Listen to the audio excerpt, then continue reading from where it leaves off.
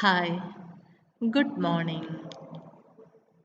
Today we are going to discuss last part of our linear algebra, and the last session is about one corollary, and the corollary is known as Bessel's inequality. Now the statement of the corollary is, let alpha 1, alpha 2, etc. alpha and b an orthogonal set of non-zero vectors in an inner product space V. If beta is any vector in V, then sigma k modulus of inner product of beta and alpha k whole square divided by norm of alpha k whole square is less than or equal to norm of beta square. Okay, this is our corollary. So what is given? Alpha 1, alpha 2, etc. Alpha n is a orthogonal set of vectors. Okay, so we know that any orthogonal set of vectors is linearly independent. So if you consider span of alpha 1, alpha 2, etc. alpha n as W, then this alpha 1, alpha 2, etc. alpha n form a basis for W. Okay, and you take, let gamma equal to sigma k inner product of beta and alpha k divided by norm of alpha k square into alpha k. Clearly gamma is in W because this is actually a span of alpha 1, alpha 2, etc. alpha n. As a linear combination of alpha 1, alpha 2, etc. alpha n. Therefore gamma belongs to W. And we know that if W is any subspace, then any V you can write as W direct sum W complement. So if you take any vector beta, then beta you can write as vector in gamma plus some delta. Okay. So beta is equal to gamma plus delta, where gamma inner product of gamma and delta is equal to 0.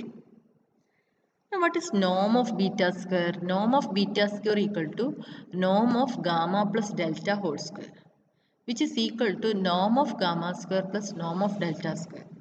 How? We have norm of beta square equal to norm of gamma plus delta whole square, and that is inner product of gamma plus delta and gamma plus delta, and expanding this inner product of gamma and delta, inner product of delta and gamma. These two terms 0. Therefore gamma square plus delta square. From this, each of these are norm, therefore that is greater than 0. Therefore from this, norm of gamma square is clearly less than or equal to norm of beta square, because norm of beta square is norm of gamma square plus norm of delta square. Therefore norm of gamma square is less than or equal to norm of beta square. Now we will check what is norm of gamma square. Norm of gamma square is actually inner product of gamma and gamma, and this is actually sigma k inner product of sigma k inner product of beta and alpha k divided by norm of alpha k square into alpha k, and inner product of sigma k beta into alpha k divided by norm of alpha k square into alpha k. If you suppose this as some ck alpha k, then what will be this inner product? So before that we will discuss one result. If you consider C1 alpha 1 plus C2 alpha 2 and C1 alpha 1 plus C2 alpha 2 inner product, this is actually sigma k equal to 1 to 2 Ck alpha k, and inner product of sigma k equal to 1 to 2 Ck alpha k.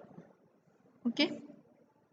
And from this first term C1 alpha 1 and inner product of C1 alpha 1 plus C2 alpha 2, and this is C2 alpha 2 and inner product of C1 alpha and alpha 2. And now expanding or using linearity property, this is inner product of C1 and alpha 1 and C1 and alpha 1, inner product of C1 and alpha 1 and C2 and alpha 2, inner product of C2 and alpha 2 and C1 and alpha 1, inner product of C2 and alpha 2 and C2 alpha 2. Now this you can write as, here C1 is in first part, therefore you can take C1 outside. Here C1 is in second part. If you take this outside the inner product, that becomes C1 conjugate. So C1 conjugate inner product of alpha 1 and alpha 1. C1 C2 conjugate inner product of alpha 1 and alpha 2. C2 C1 conjugate inner product of alpha 2 and alpha 1. This is C2 C2 conjugate inner product of alpha 2 and alpha 2. But alpha is are orthogonal, therefore this is equal to 0. Therefore this is C1 C1 conjugate, therefore mod C1 square into, this is norm of alpha 1 square, mod C2 square, norm of alpha 2 square.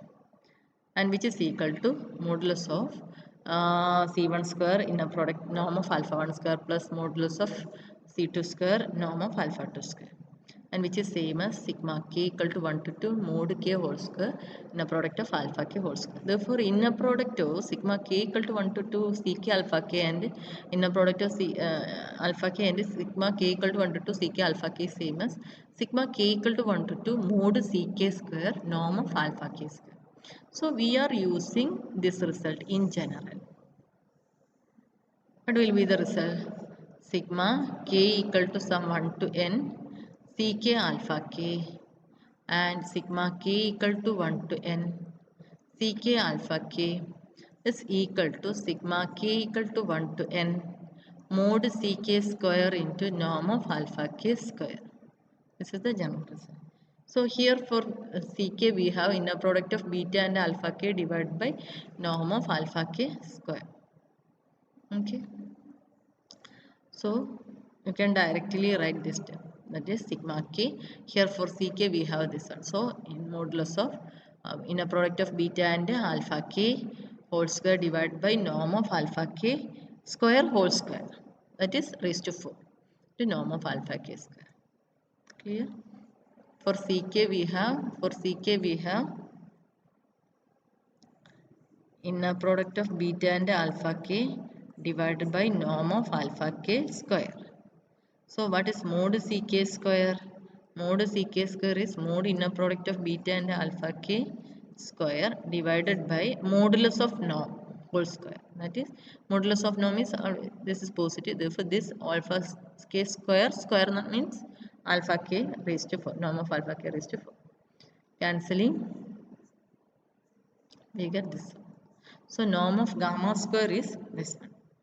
Norm of gamma square less than or equal to beta square implies sigma k mod beta inner product sigma k mod inner product of beta and alpha k whole square divided by norm of alpha k whole square is less than or equal to norm of beta square, and this is called Bessel's inequality. Okay, now if alpha 1 alpha 2 etc alpha n is an orthonormal set, then Bessel's inequality says norm of alpha k square. What is norm of alpha k square? That is 1. That is if they are orthonormal, then Bessel's inequality is this. Now this is the inequality. Now when any just look at the time when inequality become equality. Inequality become equality only if this become equality. That means norm of gamma square is equal to norm of beta square. Okay. So inequality become equality if delta equal to 0. This is we have this one. This inequality become equality when delta equal to 0. Delta equal to 0 means beta equal to gamma. So beta equal to gamma means what is our beta? What is our gamma? Gamma is inner product of sigma k inner product of beta and alpha k divided by norm of alpha k square into alpha k. Therefore, if gamma equal to beta, then only equality holds. Okay. Therefore, inequality become equality if beta equal to gamma. That is beta equal to inner product of beta equal to sigma k inner product of beta and alpha k divided by norm of alpha k square. This is the in the case of orthogonal vectors, but case of orthonormal vectors, beta equal to sigma k inner product of beta and alpha k divided by inner product of beta and alpha k into alpha k. Here we have equality holds if beta equal to gamma, that is beta equal to sigma k. This is in the case of orthonormal vectors, and this is in the case of orthogonal vectors.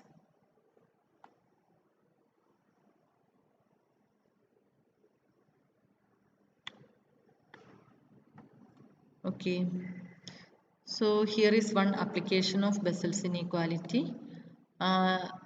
this orthogonal set described in example 11. Example 11 we will give as seminar. I think already discussed this as a seminar for someone. If not, I will give you example 11 as a seminar. And the vectors mentioned in example 11, we are using this the vectors mentioned in example 11, and here we apply Bessel's inequality and we will get this result. Okay, that's all for today's class.